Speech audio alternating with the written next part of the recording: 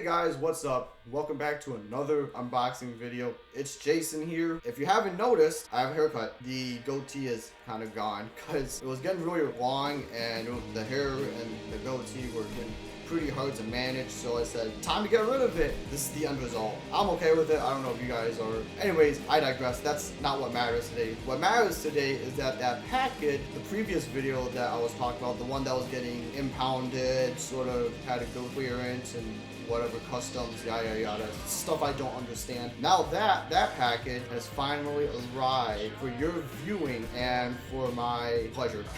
So without further ado, we're gonna open that package. I do have another package, but I don't want to open it yet because I'm gonna do something special with that, so we're gonna leave that. Just know that I do have two packages, but we're only gonna open one today. That's the package from ye old Russia, which by the way, they've managed to invade Ukraine. They've sent in so-called peacekeepers to occupy the sort of lower eastern half of Ukraine. For some reason I'm blanking on it because I'm tired and I have like a whole bunch of assignments I have to do. Please don't go to college. It's a numbing experience, to put it lightly. But anyways, yeah, Russia and Ukraine might go to war. We don't know. There's a whole bunch of things happening. You guys just have to keep up with the news. It's scary times that we're living in. My channel is here to entertain you guys in spite of all that's been happening so far. So without further ado, we're gonna open that package. Like I said, this came from Russia.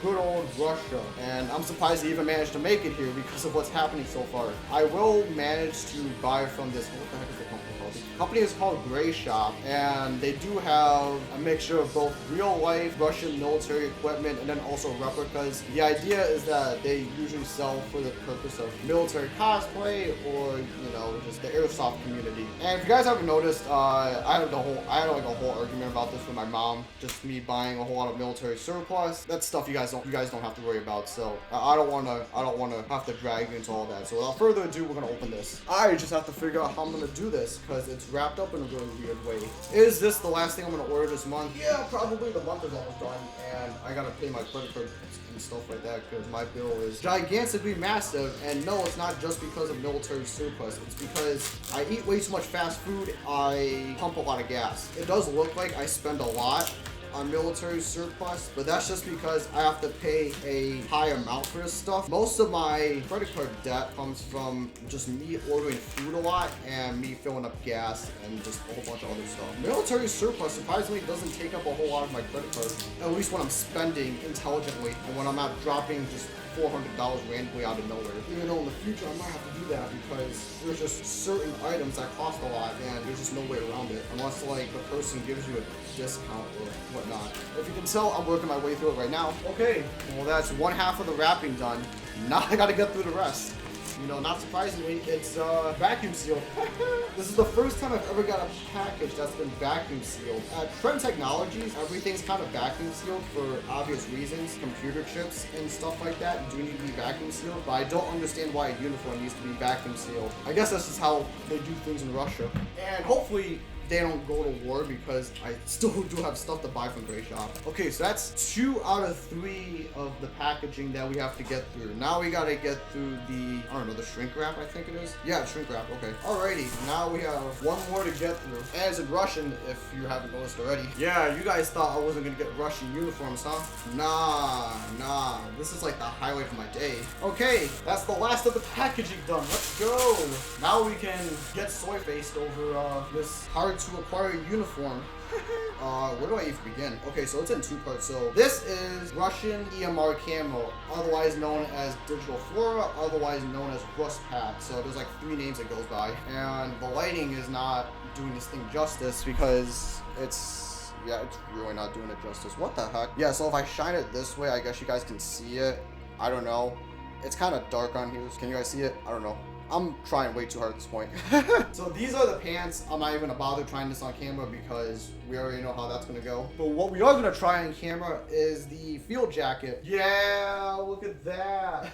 And it comes with the Velcro strap thingamajigs for the badges, which are sold separately. So this is technically supposed to build upon a sort of military set on the shop. This is what you would normally buy. This is the first thing you buy, and then you build on top of that. So you buy the camo set, and then you buy your badges, and then on top of that, you buy your chest rig, the various accessories that go on top of the chest rig, and then you buy your helmet, and you buy your belt, and you know, everything else. I'm not sure if I want to go that far, but who knows? Maybe I might. Maybe I might not. I don't know. But yeah, this is Rust Pat, Digital Fora, EMR Camo, whatever you want to call it. Either one of the three. Doesn't matter, they're both the same thing, or all three are the same thing, I meant to say. I think what inspired them to do the digital camo scheme around, because they do have their, at one point they did have a digital camo scheme, but it was more centered around defeating first generation night vision devices, so there wasn't really a real concept of camo. Then again, the West didn't really have a real concept of camo either. Everything was either in that brushstroke pattern from World War II, or everything was just straight olive green. This, I think, went into service around 2008-ish, somewhere around there, because before that they were using like all different types of camos, you know, whether it be during the Soviet era or just after post-Soviet with, you know, the various like Reed camos and the original Fora camo, VSR 98, and then surprisingly they came out with, you know, different copies of Western camos. So like there was a copy of the Finnish M05 camo, there was a copy of Flextarn, there was a copy of DPM, which was called Smog, there was a copy of American M81 Woodland, which was called KKO, and then they created yet another copy of that. During the 90s, Russia wasn't very creative with their camo. They just kept copying other nations, and it was just a mess. It was just hard on the logistics. So they finally got around to Digital Fora, which is, I think they said it was inspired by Flextarn, because of course it is, but they wanted to get more in line with the West, and they ended up settling upon this digital pattern, which I really like. I think it's cool. Hopefully I don't get in trouble for this, especially because the stakes are now super high. Without further ado, we're just gonna get into this. I think this doesn't have any it doesn't even have any buttons. It's literally just Velcro and a zipper, and that's it. That's cool. That's very convenient. I like it. It's gonna be a while. This is gonna be a longer video because I have to explain a whole lot. It's made by Mordor Tack, made in Russia. I'm surprised it's in English too. So apparently Mordor Tack makes an improved version of the Russian service suit, so I guess this is more of a non-standard. So we're just gonna try it on. Yeah, you can see right here, you can see the tag, it says Mordor Tack. That's super awesome. Yeah, this is definitely gonna be a longer video. Sorry, I'm still editing videos from back in December, so I'm very behind. And then also I do want to do some weird videos, some edits here and there. Whenever I get around to those, I will. I think the pants are in large too, because I ordered them in large, so the hope is that they were fit. Yeah, look at that. We're geared up for the Ukrainian front lines, boys and girls. And this time, I'm on the Russian team. Just kidding, I'm not on the Russian team, but I like the Russian camo. This was definitely a must-have in my collection. Fire stuff. Oh yeah. Look at that. Yeah.